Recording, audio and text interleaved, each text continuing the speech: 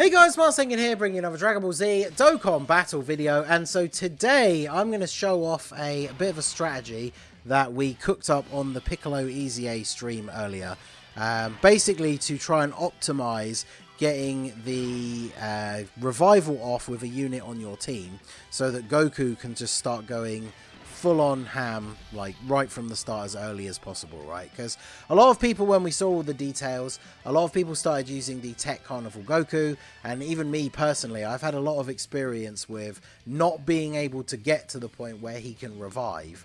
And then if you end up getting far enough into the event and you decide to use this new Goku's revive, that kind of screws over the Carnival Goku because he doesn't get his buffs if a different unit revives, unlike this new Goku. So what we want to do here, because obviously this guy, first unit that has this thing, right, where another unit reviving can activate his full passive. And it's not an incircumstantial buff, it's 150% attack and defense, additional super guaranteed, guard guaranteed.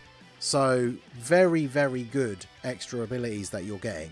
Now, I've seen a lot of people using Metal Cooler on this Goku's team because Goku's secondary 170 lead is Powerful Comeback, which this Metal Cooler is on. He's obviously not on Battle of Fate or World Tournament, so he only gets the 170 lead. But he's a unit that his revival doesn't have a restriction outside of the fact that it's just him that has to die. So as long as he dies, you revive. And then once you have revived, then you have to kind of be a bit more careful with him, right? But now that we've got Physical Piccolo's EZA, Physical Piccolo is obviously on the 170 for this new Goku because he is on Warriors Raised on Earth or Earthbred Fighters on Global. And he has a Scouter effect. So I had to jump in and out of this a couple of times. Obviously, playing it on the real game, I don't have unlimited tries. So we managed to get a rotation kind of what I want on the second turn. So basically the strategy is to jump into an event like this, like I know from experience, especially without Big Bad Bosses active, that if the Gamma 2 here super attacks Metal Cooler, he will kill him, right? So on the second turn, we have Piccolo and Metal Cooler. So Piccolo is going to show us where the super attack is, and then I'm going to put Metal Cooler there. And then Metal Cooler is going to get hit, he's going to die, and then both the Gokus are going to have their full passive. Well, they're obviously not going to have the build-up part yet, but they're going to have that extra 150% attack and defense, guaranteed additional super, and guaranteed guard, which is going to make a huge difference to how smooth the event runs if you're able to get that super, super early. So there you go. We can see the super attack is in the middle there. Now, we're going to be a bit scary for our starting turn like defense, right? But I know that there's no way Piccolo is going to die. Even if he takes a little bit of damage, like not double digits, but even if he takes a little bit of damage here, we're not going to die. But when Metal Cooler gets hit, we are going to die. We're not going to get him a super, and we're not going to pick up 7 orbs with Kid Goku, because obviously the turn's not going to go further than Metal Cooler getting attacked. So Piccolo actually taking quite a bit more damage than I thought, but, you know, the Gamma does hit pretty hard. But because we know where the super attack is, even with him hitting as hard as he did, we know that he's not going to kill Piccolo, right? So Metal Cooler now is going to get absolutely annihilated. Well, yeah, he took 240 from a normal attack. So then in comes the super from Gamma 2, 838k, so we die. And then Metal Cooler going to come in with the revive. And so now here we are straight away on the second appearance for this TEQ Goku. And now he has his full passive active. So let's see. He got hit a couple of times in the first turn. Let's see what kind of defense he is going to be on straight away here, starting from his second appearance. So he is now rocking... I mean, it is a Rainbow Friend, and we do have a lot of support on this rotation, but he's not full level 10 links yet, and he's got 951k defense on his second turn. So, yeah, pretty good if you're able to actually pull this off. Get the buff straight away, and then this man is going to be going absolutely crazy. It'll be interesting to see what my Goku looks like, though, on his next appearance, because he was in slot 3 on turn 1. He hasn't been hit a single time, so he's had no build-up whatsoever from his passive, but he is getting the revival bonus, like stats and everything. And look at this Goku, 11.3. Okay. So yeah, getting this buff as early as possible is going to make the whole of the rest of the event run so much smoother. And look at this, just Goku just keep taking hits, just keep getting built up. Like all of those hits, he still needed 6 hits worth of build up at least, and he was starting to turn on like 1,000,000 defense. So pretty crazy. Watch this Gohan get supered here now though, and not guard. Alright, well, he didn't get supered and he did guard, so let's go. Alright, so now we know where the supers are going to be. What is this Goku on? So he shares only Fierce Battle with either of these two guys. He's on 274k. So, I mean, you can see when you're not getting any build-up whatsoever, it's not that crazy. Oh, the super attack is the first attack as well. Man. So there's almost no opportunity really here to get build-up for this Goku. I could have... well, I suppose actually we're not going to get supered, are we? So we'll just keep him in slot 1. Because I just realised we're not going to get attacked, are we? Because we're just going to kill here. Because we almost killed on the previous turn. Which probably would have been more useful, to be honest. Going into a fresh rotation, a fresh enemy phase. With this rotation. Would have been super beneficial. But yeah, I mean, this Goku not taking any attacks on slot 1. Kind of put him on the back foot a little bit. But...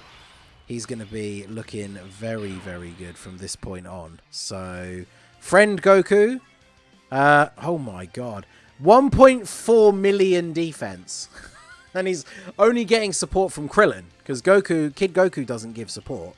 So, yeah, that's pretty good. I'm going to float off the... let's float off Krillin. Because at least he gives support, right? The damage reduction is nice, but it's not going to affect the actual numbers. Whereas if I get the Krillin off onto rotation with my Goku, he is at least boosting up his defense a little bit while we wait for him to get those extra stacks.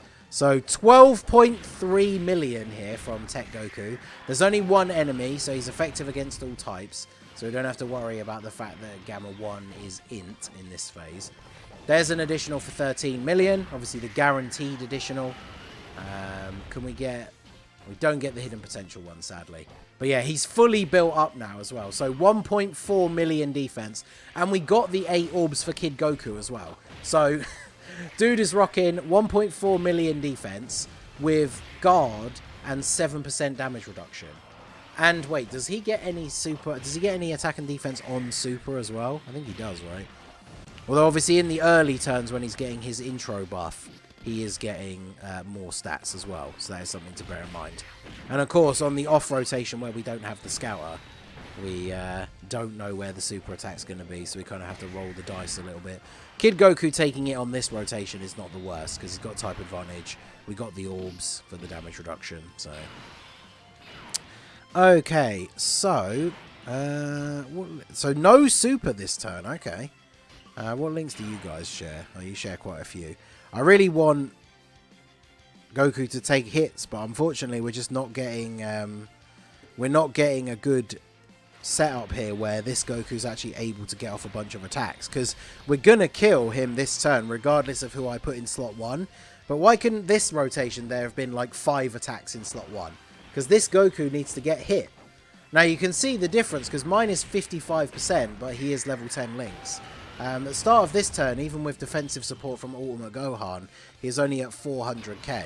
So, with the buff from his passive active, it does give him a pretty significant increase. But, at the same time, you obviously have to be aware that, you know, you need to get those hits in with him to actually build up his passive. So, I think what we will do here, we need to get the orbs with Kid Goku, otherwise it's going to be bad for... Cooler. So we'll use his active skill here. No crit, unfortunately, but use the active. Then we'll drop. We'll just do this, and then this gets us the 7 orbs. Because the only problem as well, which you kind of have to think about early on, is that the physical metal cooler hasn't taken any attacks other than the one that... actually, no, he took one right before he died. And the thing is, he needs to get hit a whole bunch of times in order to build up his defense. So when we get to this final phase, the fact that he hasn't taken any attacks really to get built up is going to be a bit of a downside to the strategy, especially in a event like this where one of the final enemies is STR. So there's the potential that he could deal a lot of damage to Metal Cooler. Now we are going off here with Goku. I've had 4 attacks so far this turn, 3 of which have been supers, so pretty solid amount of damage. And of course, neither of them super attack Goku, who is the one that could absolutely just eat all of these attacks for breakfast. Gamma 1's going to super attack Metal Cooler, isn't he? I can just tell. Oh no, he's going to super attack Kid Goku, who... My Kid Goku is 55%, so unfortunately, my Kid Goku seems to always be the one that lets me down on this Goku team by getting super attacked. So, yeah.